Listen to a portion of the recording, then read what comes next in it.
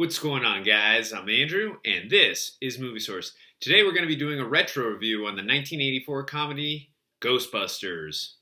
So, as we just mentioned, we're going to be reviewing Ghostbusters. We're also going to be reviewing Ghostbusters 2, the 1989 sequel that came out. It was also directed by Ivan Reitman. We're doing this, obviously, to get you ready for Ghostbusters Afterlife, which is directed by Ivan Reitman's son, Jason Reitman. Keeping it in the family. Love it, guys. So that's why we're bringing you this review and the Ghostbusters 2 review. So if for some reason you haven't seen this movie, there's going to be some spoilers, so spoiler warning for you there. Now, before I even say anything about this film, I grew up with this film, so going to be a little nostalgic about it. If you want to call me biased over that, that's totally cool. But I love this movie. It's one of my favorite.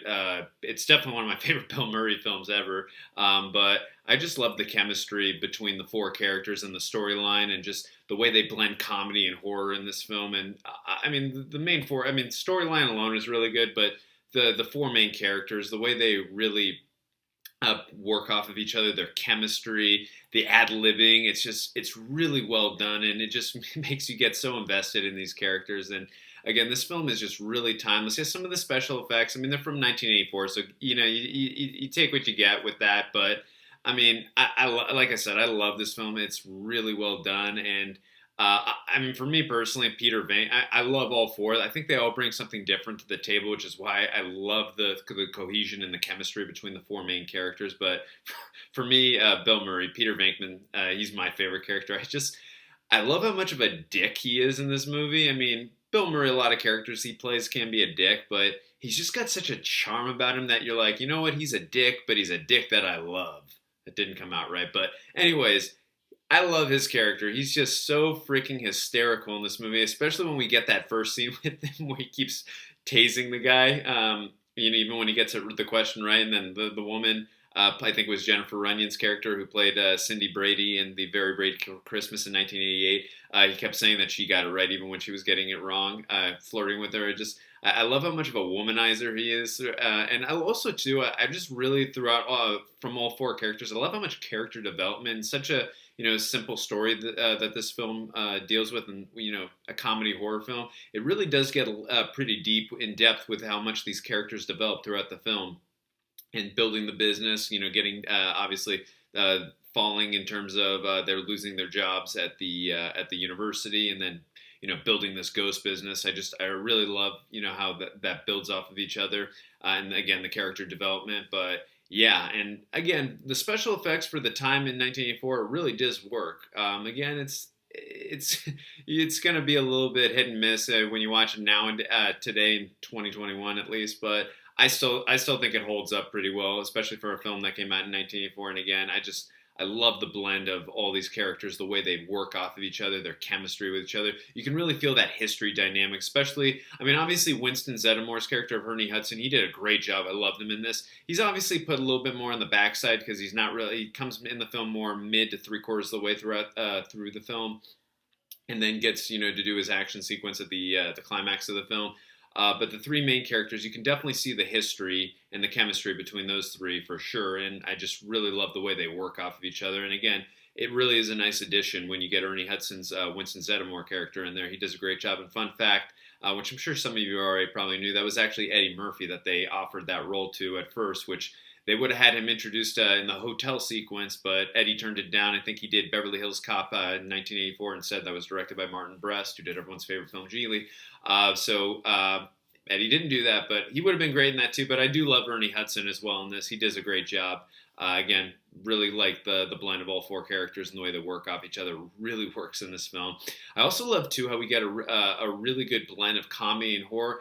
I mean, again, this film isn't really scary, but there are some definitely images that can be, especially when you grow up on this film, can be a little bit horrifying. Not like terribly scary, kind of more like in the Beetlejuice vein where there are some scary sequences, but it's not like to the effect of a horror film like a Child's Play or a Michael Myers film or a Halloween film or a Friday. Nothing like that, of course. But I do really love the way that Ivan Reitman and I think it was Harold Ramis and Dan Aykroyd wrote this film, and one other writer that I'm forgetting. I apologize who I forgot. I really love the way they blend comedy and horror. It's really well balanced, and I love the tone in this film. It just really works in this film. Yeah, so I just thought they did a great job. And again, just comparing comedy to horror in terms of the blend, I think this and Beetlejuice just did an absolute perfect job. Obviously, Beetlejuice came out 4 years after this film, so not saying this took its place after Beetlejuice, but came out about 4 years before Beetlejuice. Um, let's talk a little bit about the villain to Gozer. Obviously, we saw Zool take over the body of Dana, and Louis got his body taken over too to prepare for Gozer.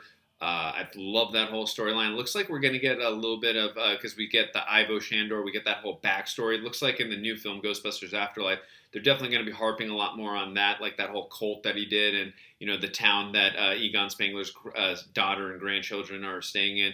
Had a lot to do with the mine, the Ivo Shandor mine that we get in the trailers for that film. So it looks like they're going to be harping back to that in the new film, which I love, by the way.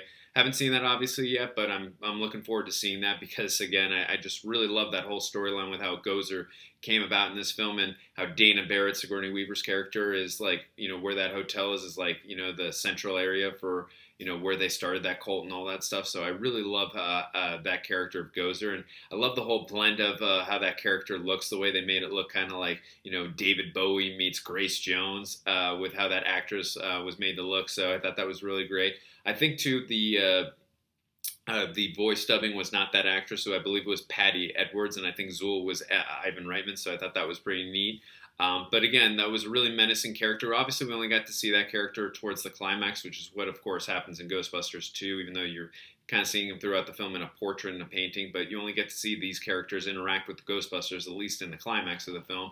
And again, I just thought it was a really menacing and threatening presence, and I really like how that fight was at that top of the building. It was really epic and classy too there.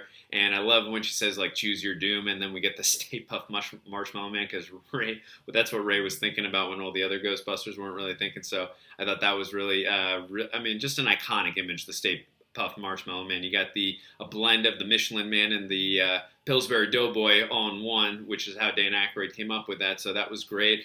Obviously, we get a lot of use of product placement in this film, which, of course, in a film still films today, I think Man of Steel is the most guilty of product placement. But you understand, these films got to make their money and, show low product placement. So it doesn't bother me. I actually think it works to the charm of this film. And, yeah, just like I said, of course, really quick, before I just finish off this review, we got to talk about Ray Parker's theme. I mean, it's just iconic. There's not really much I can say about it other than it's iconic and it's freaking amazing. I mean, that right when you see the librarian screaming at the beginning, then you hear that music go into Ray Parker's Ghostbusters theme. It's just so iconic. It just fits so well into this film and just really blends well with the scenes that are going on when he puts those into those scenes. So just really great job by Ray Parker. And fun fact, I did mention this in our Easter eggs video, which you can check out in the description below. We did a Ghostbusters 1 and Ghostbusters 2 Easter egg video. Ray Parker's son, Redmond, one of his sons, I actually went to high school with, and I had some classes with him. So just a fun little fact I wanted to throw out there. But great job by Ray. Love that music. Love that theme. Overall thoughts, I love this film, as you can tell. It's a great film. If you haven't watched it in a while, or you're going to be seeing Ghostbusters Afterlife, I really suggest you rewatch it. It's terrific. Again, the use of the four characters, especially Bill Murray. But I love all four of them. Harold Ramis, Dan Aykroyd, Ernie Hudson. They just really work well together, and that's the core strength of this film, is those four characters. The way they just really take this film to another level. The storyline is still pretty good. I love that, and I love the way they blend comedy and horror, and I love Ivan Reitman's direction of this film, and even Sigourney Weaver gives a terrific performance, and Rick Moranis was great as well, and Annie Potts, who would go on to voice Bo in the Toy Story 1, 2, and 4, because she wasn't in 3, but I just thought all the characters were really all the actors really cast well for their characters, and again, this film is just timeless, and it really still holds up today, and it's one of my favorite Bill Murray films. It's probably in my top 30 favorite films ever. So I love this film, and I highly recommend, if you haven't watched it in a while or never seen it for some reason, definitely watch it to get you ready for Ghostbusters Afterlife. Well, that's going to do it for this review. We are going to be reviewing Ghostbusters 2, and obviously, of course, we will be reviewing Ghostbusters Afterlife, so definitely be on the lookout for that review. As I mentioned earlier, look out in the description below. We're going to have our Ghostbusters 1 and 2 Easter eggs videos, which if you have not, check those out. There's some really cool facts on there. Our references and trivia on top of the Easter eggs are on there. And if you enjoyed this video, we'd really appreciate it if you could hit the like button. And until then, we will see you guys next time.